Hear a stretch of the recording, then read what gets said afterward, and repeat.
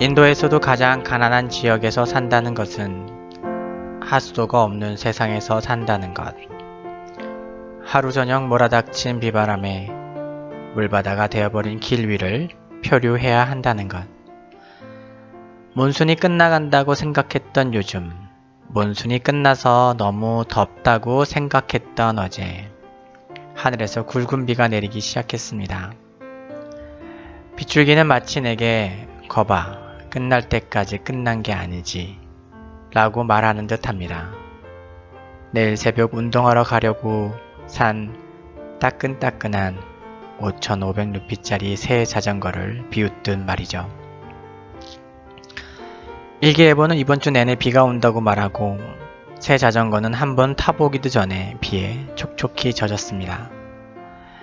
낙타섬을 가는 날이라 조금 이르게 나선 아침, 치근하게 젖어있는 자전거를 향해 나지막하게 중얼거려 봅니다. 나 학교 간다. 간밤의 비 때문인지 강가강은 정신없이 과식한 내 배처럼 숨가쁘게 불러있고 가져오지도 않은 우산을 쓰기에는 애매한 가랑비가 소리 없이 내립니다. 오늘따라 빠뿌지는 늦게 오고 만오지는 바불의 밥, 맙소사를 연발합니다. 기다림을 위해 들어간 노점에는 짜이가 끓고 사람들이 주전부리를 우물대고 귀여운 쥐 2마리가 바쁘게 하루를 살아갑니다. 만오지와 이런저런 사역 걱정에 무르익을 쯤 다장한 미소를 짓는 빠뿌지가 차를 끌고 옵니다. 그 미소 속에 미안한 기색이 1도 없는 것은 그냥 이들이 살아가는 세상의 시계가 훨씬 느슨하다는 증거일 뿐 그의 인격이나 성실성과는 상관없는 이야기죠. 지난밤에 보고는 낙타섬도 지나치지 않고 알뜰하게 비를 뿌려놨고 물에 잠긴 길을 조심스레 걸어가듯 돌아갑니다. 점심에 따끈한 계란 카레가 나왔으면 좋겠습니다. 손으로 쓱쓱 비벼먹고 트름 한번 하고 나면 세상 마음이 편해 모든 게 다 편안해 보일 것입니다. 안녕하세요. 인도 현지에서 여러분에게 성경을 읽어드리고 있는 백환승 선교사입니다. 한 주간 잘 지내셨습니까? 저희도 은혜 가운데서 잘 지내고 있습니다. 인도는 몬순이 끝나는 것 같더니 다시 비가 왔고요. 또 그 비가 끝나가는 것 같더니 다시 여름이 오는 것 같습니다. 그 인도 카툰에 그런 게 실렸다고, 신문 카툰에 그런 게 실렸다고 하더라고요. 이 날씨의 신이 그 인간들한테 뇌물을 요구하면서 계속 이런 식으로 뇌물 안 주면 계속 덥게 하겠다 뭐 이런 얘기를 했다고 하는데 그만큼 다시 여름으로 돌아오는 것처럼 조금 시원해지는가 하는 생각을 했다가 다시 더워지고 있습니다. 이제 인도는 축제 기간으로 이제 접어들기 때문에 날씨가 시원해져야 할 텐데 그러니까 시원할 때 축제를 하는 거더라고요. 날짜를 정했던 이유가 시원한 날 이렇게 신을 찾는 것도 날씨 봐가면서 찾는 것이 인도라는 사실을 다시 한번 깨닫게 됩니다. 결혼식도 이제 본격적으로 많아질 거고요. 다음 주에는 도세라, 두르가 뿌자 이렇게 해서 뿌자가 있어야 되는 기간이라 날씨가 이제 선선해지고 그래야 되는데 아랑곳하지 않고 더운 날씨를 보내고 있습니다. 오늘 아키풀을 다녀오는데 덥더라고요. 아무튼 한국은 이제 많이 시원해지고 날씨 정말 좋다고 하는데 네, 그렇습니다. 여기도 곧 좋아질 겁니다. 그런 기대를 가지고 또 시작해 보도록 하겠습니다. 창세기 10장 1절부터 30절, 창세기 10장 전체인데요. 다시 용사가 필요해진 시대라고 제목을 정했어요. 제목은 되게 희망차 보이고 제가 그 페이퍼에는 어벤져스들의 영웅들의 모습을 보였지만 제가 캡처한 사진을 통해서 보여드리고 싶었던 건 영웅들의 모습 그 뒤에 깨지고 부셔지는 장면입니다. 다시 용사가 왜 필요할까요? 전쟁과 기근과 싸움과 다툼, 그것이 개인의 수준이 아니라 공동체와 공동체, 나라와 나라 단위로 일어나는 그런 시대가 도래한 것입니다. 이 노아의 술 취한 노아 에피소드에서부터 이러한 암시가 있고 앞으로 이렇게 진전되어지게 될 새로 완벽하게 판을 새로 짠 이 땅의 역사가 어떻게 진행될 것인지를 노아의 에피소드를 통해서 술 취한 노아 에피소드를 통해서 암시하고 있다라고 이야기했습니다. 그 가운데 완전히 사라진 줄 알았는데 사라지지 않은 죄의 영향과 죄의 어떤 씨앗이 이렇게 남아 있었던 거죠. 그 남겨져 있는 씨앗은 그것이 아무리 작은 것일지라도 급속하게 번성하고 흘러 가게 되는 모습, 그것이 바로 9장 후반부에서 암시하려고 했던 것이었고, 오늘 우리가 보고 있는 10장에서 그 일이 진행되어지고요. 그러니까 11장, 이제 다음 주에 살펴볼 11장에서 그 일이 확실하게 어떻게 이루어졌는지 확실한 모습들, 결론을 보게 됩니다. 결국 그것은 바벨탑이고요. 니므롯이라는 한 인물을 중심으로 한 하나님을 거역하는 세대의 모습을 궁극적으로 보여주는 것입니다. 창세기의 족보는 여러 가지 기능을 하지만 지금 시대와 같이 어떤 뿌리를 찾고자 하는 그런 목적보다는 창세기에 두드러지게 나온 족보의 역할은 두 계열의 충돌이라고 해야 되나? 두 계열이 있다라는 것을 보여주고 시간이 진전되어져 간다라는 것을 보여주는 역할이 있습니다. 지금 무슨 얘기냐면요. 우리가 창세기 족보들을 계속 살펴보면서 아벨과 셈을 계통으로 잇는 에노스로 이어지는 거룩한 하나님의 백성의 계보와 가인으로부터 이어져서 지금 오늘 우리가 살펴보게 될 니므롯까지, 그리고 그것이 확장되어지면 어디까지 가냐면 골리앗, 안악자손, 거인들로 이어지는 하나님을 배반하고 자기 힘과 자기 능력으로 이 세상을 살아가고 경영해 나가는 그 두 개의 전혀 다른 족보, 계열들, 그러니까 요즘 시대로 얘기하면 교회와 세상이라는 그 대립구조를 세울 수 있는 거죠. 교회와 교회 밖이라는 대립구조가 세워진 거죠. 하나님 나라와 하나님 나라 밖, 이런 대립구조고, 하나님 믿고 신뢰함으로 그 삶을 의탁하는 존재들과 신앙이 없기 때문에 그 밖에 있는 존재들로 이렇게 대립구조로 이제 창세기가 우리에게 보여주고 있어요. 그리고 창세기 11장까지에서는 한번 인간 세계에 들어오게 된 그 죄라는 것이 얼마나 강력한 전염성과 힘을 가지고 있는지 금세 어떤 하나님을 쫓는 하나님 백성들이 순식간에 가인 계열을 쫓는, 하나님을 배반하고 하나님을 따르지 않고 자기 힘과 능력을 의지하는 사람들이 흘러간다는 겁니다. 대표적인 것이 노아가 살던 시대에, 홍수가 있어야 했던 시대에 하나님의 아들들이 사람의 딸들을 마음대로 취하고 결혼하며 서로 어울리면서 선명하게 대립되어 있던, 구분되어 있던 두 계열, 두 족보가 이렇게 마구 섞이면서 그들 사이에 용사들이 나고 유명한 자, 스스로 이름을 낸 자들이 나왔습니다. 저는 그 부분에서 그들이 유명하고 용사들이 나왔다는 것의 의미는 전쟁과 다툼, 싸움, 분쟁이 있는, 힘 있는 자가 힘이 없는 자를 억누르는 세대가 됐다는 것을 이렇게 암시하고 있다라고 얘기를 했어요. 우리는 용사를 얘기하면 이제 악당들이 이제 선량한 사람을 괴롭히는 것을 막아주는 사람을 용사라고 생각하지만, 태초에 하나님 만든 세상에 왜 그런 악당들이 존재하게 됐고, 더 큰 악과 더 작은 악이 싸우게 되는 이런 현실이 벌어지게 됐는지, 그래서 초점이 거기에 왜 악당이 있지? 태초에 하나님 만드신 서로 사랑하며 살아가야 되는 그 세상 가운데 왜 악당이 있지? 라는 질문이 오히려 더 바른 질문이다 라고 말씀을 드렸습니다. 그런 일들 때문에 하나님께서 판을 완전히 새롭게 짜셨잖아요. 당대의 의인이었고 의로움을 유일하게 볼 수 있었던 노아라는 사람을 들어서 새로운 시대를 시작하셨습니다. 홍수의 사건이 일어나죠. 모두 다 죽습니다. 전부 전멸하게 돼요. 오직 노아를 포함한 그의 가족 8명만이 방주에서 살아남게 됩니다. 그 당시 세상에 존재했던 생물들도 그 종족을 유지하는 범위 내에서 최소한의 숫자들이 그 배에서 마치 타임캡슐처럼 그 생명을 보존하게 되고요. 오늘 족보를 살펴보면 이 족보에 나온 인물들이 한 70명으로 나옵니다. 이 70이라는 숫자가 이렇게 하우 주석이나 이런 주석들 살펴보면 애굽으로 들어온 야곱의 식구가 70명이었고요. 광야에서 70명의 장로를 세워 민족의 대표를 삼았습니다. 그러니까 이 70이라는 숫자가 이게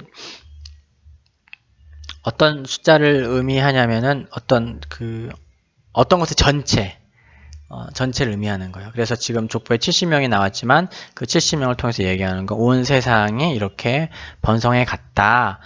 생육하여 번성해 나갔다. 그리고 그 온 세계를 대표하는 70명으로 광야에서 70명의 장로를 사였던 것처럼, 그리고 야곱의 식구가 70명이 전부였잖아요. 그렇게 그런 숫자를 통해서 던져주고 있는 메시지가 있습니다. 그래서 하나님이 약속하신 것처럼 사람들이 생육하여 번성해 나가죠. 특별히 이 족보는 일반적인 족보들은 직계 자손들만을 나열하는 것에 반해서 여기에서는 반계, 그러니까 직계 외에 그 형제들까지도 다 언급을 하면서 좀 넓게 언급을 하게 됩니다. 그리고 그 족보들이 어떻게 진전지게 이렇게 발전해 나가면 살아가게 되는지, 어느 지역을 흩어져 살았고, 셈은 어디로 가고 함은 어디로 가고 뭐 이런 지역적으로 분포하게 된 것들을 이야기합니다. 그래서 누가 어디에 살았고 뭐 이런 부분들을 언급하는 것도 중요하지만 이 10장 전체를 통해서 이야기하는 것이 무엇인가를 보는 것이 더 중요하죠. 새롭게 시작된 공동체는 어떤 공동체가 되었는가, 그리고 그 공동체를 대표할 만한 인물은 어떤 인물인가, 그 니므롯이 되는 겁니다. 우리가 앞서서 족보들을 보셨잖아요. 셋의 계열을, 아벨의 계열을 이은 셋으로부터 시작된 족보들을 쭉 보면 그 족보들을 쭉 얘기하다가 어떤 그 족보 가운데 특징적인 인물을 이야기합니다. 에노스를 얘기하면서 여호와 이름을 불렀더라 라고 이야기하고, 또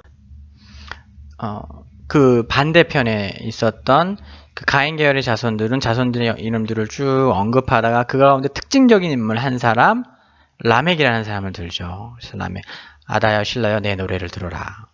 소년이 나를 상하게 하였으며 나는 그를 죽여버렸다. 그래서 그 족보가 나열되면서 그 족보 가운데 어떤 특징적인 인물을 소개하고 약간 도드라지게 튀어나오죠. 그냥 사람들의 이름이 쭉 나오다가 한 사람의 인물이 툭 튀어나오는 거죠. 그런 것을 통해서 그 족보의 특징을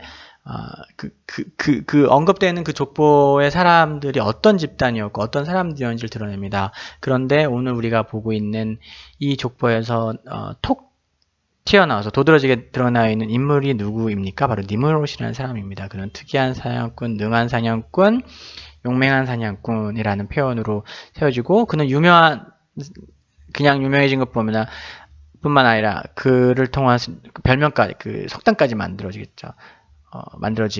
되는 그런 사명이 됩니다. 이 유능하다, 힘있다, 강한 자라는 이 히브리어 깃보르는 강한 자, 용사라는 표현이 되고요.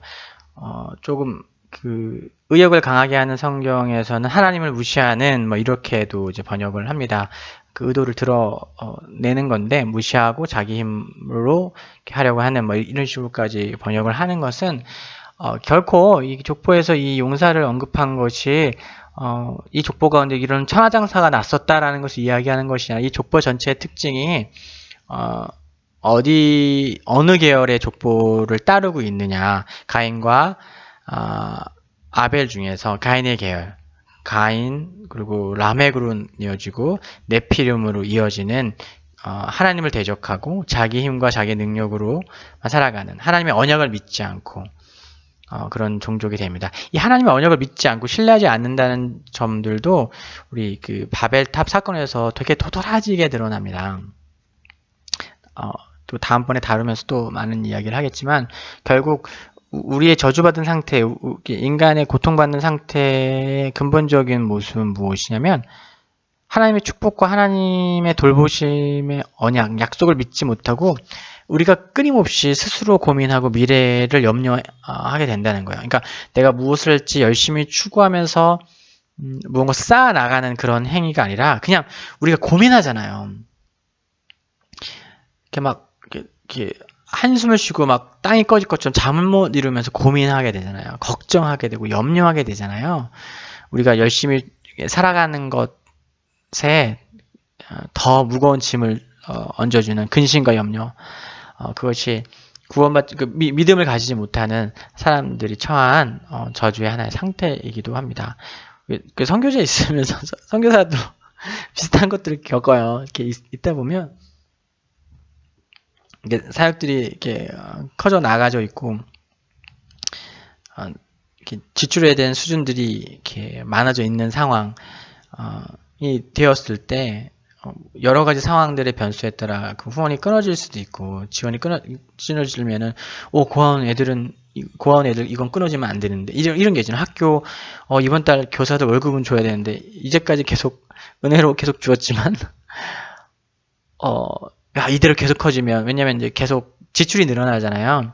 그만큼 이제 학생들의 이 학비 내는 것도 늘어나야 되는데 막 잘 안 내고 이러니까 막 믿음 없이 선교사라는 사람도 미래를 고민하고 또 한숨을 쉬기도 하고요. 때로는 잠이 잘 안 올 것 같아.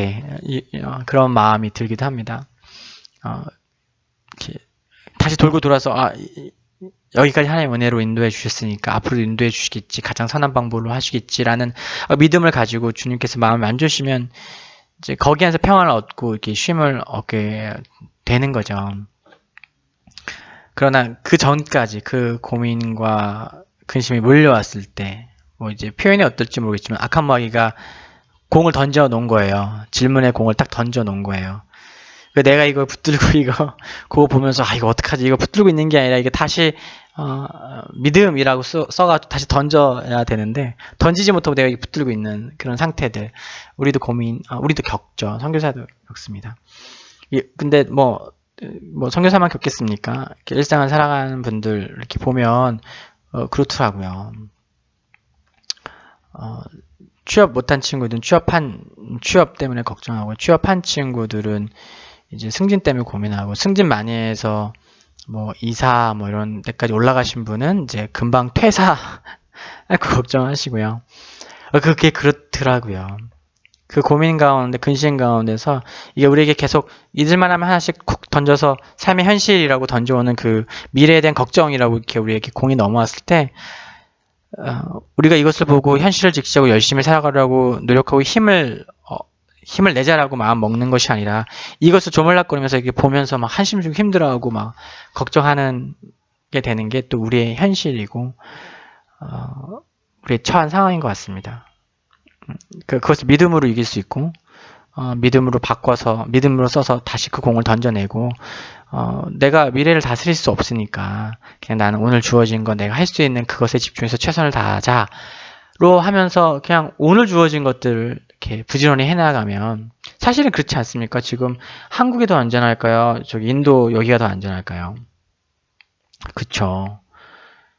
인도에서 이렇게 보면 한국이 너무 위험해 보이죠. 한국에 계신 분들은 저희가 살고 있는 인도 위험하다고 느껴지나요? 네. 그렇죠. 어디가 더 안전할까요? 어디가 더 우리의 삶, 우리의 생명을 더 안전하게 지켜줄까요? 고민해 볼 문제입니다. 생각보다 어디도 그렇게 안전하지 않고요. 생각보다 어디도 그렇게 위험하지 않습니다. 비하로 올 때 아직도 기억납니다. 비행기 타려고 보딩할 때 그 돈 많은 시크 교도가 저한테 어디 가냐고 물었을 때 인도 비하로 간다고 하니까 절대 가지 말라고 저를 그렇게 신신당부하면서 친절하게 제 주소와 연락처를 막 물으면서 가지 말라고 이렇게 신신당부했던 그 사람. 왜냐면 비하는 너무 위험한 곳이라는 거예요. 거긴 범죄의 소굴이고 그렇습니다. 하여튼 예전에 많이 정치가 안정이 안 됐을 때 깡패 같은 정치인들이 그런 일들을 했다고 하는데 아무튼 그렇습니다. 그러나 한 3년, 2년 반쯤 안전하게 자전거 핸들 고정 안 난 거 타다가 넘어져갖고 무릎 깨먹은 거 빼고 안전하고 건강하게 살고 있습니다. 아무튼 그렇습니다. 우리가 어디에 속했는지, 믿음으로 살아가는 사람들의 자리에 속한 것인지, 혹은 가인 계열과 같이 믿음 없이 살아가는 계열이 될지는, 우리가 믿음의 자리 가운데 들어와 있다고 할지라도 세상은 끊임없이 우리에게 돌을 던지거든요. 김정은이 실험을 했다는데 말하면서 던지거든요. 은혜 가운데 살기 위해서 몸부림이 필요하고 또 믿음의 싸움이 필요합니다. 창세기 10장에 보여주고 있는 새로운 세상, 하나님 판을 새로 짜셨지만 결국 돌고 돌아 아주 짧은 시간에 다시 죄악으로 관영하게 된 세상으로 바뀌고 있습니다. 말살되지 않았어요. 없어지지 않았어요. 인간이 살아남았는데 그 인간 하나를 숙주 삼아, 그 노아잖아요. 노아에게서 그 죄가 드러났잖아요. 재밌습니다.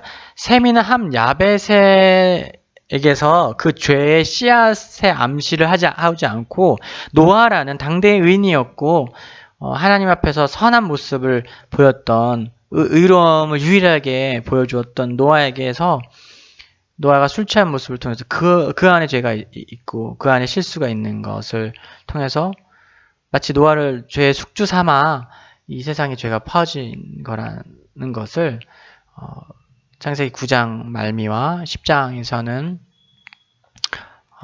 보여주고 있습니다. 그리고 이 무리들은, 이 족보들은, 이 세상 사람들은 더 큰 단위로 악을 저지르고 큰 단위로 조직되어지면서 결국은 바벨탑을 쌓아 하나님을 대하여 정면으로 대항하고 그가 이미 포기한 심판의 방법에 대한 대책을 마련하는, 헛된 수고를 하는, 바벨탑을 쌓는 그런 모습들을 우리는 보게 됩니다.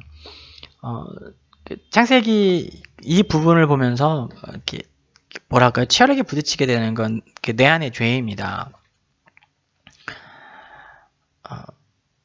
이게 마치 암세포처럼 뭐랄까요, 그 암세포 방사능 치료하면은 그 암세포와 함께 나를 죽이는 거잖아요. 그래서 성경에서 그 자기 부인과 자기 죽임이 결국 죄와의 싸움을 이야기하는 건데, 거의 죽기 직전까지 내가 나를 치고 시킨다 할지라도 그게 다 사라지지는 않는 거예요. 우리 안에 이 죄가, 우리가 그리스도에서 완벽하게 살아가려고 애쓰고 노력해야겠지만 그 뿌리가 남아서 사라지지 않습니다. 완전히 사라지지 않습니다.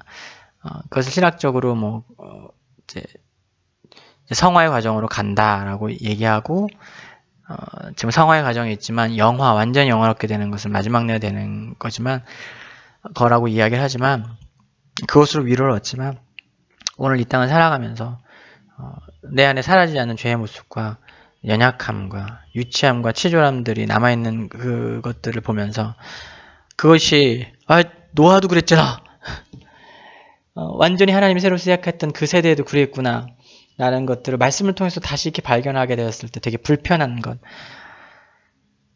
그런 불편함을 많이 느낍니다.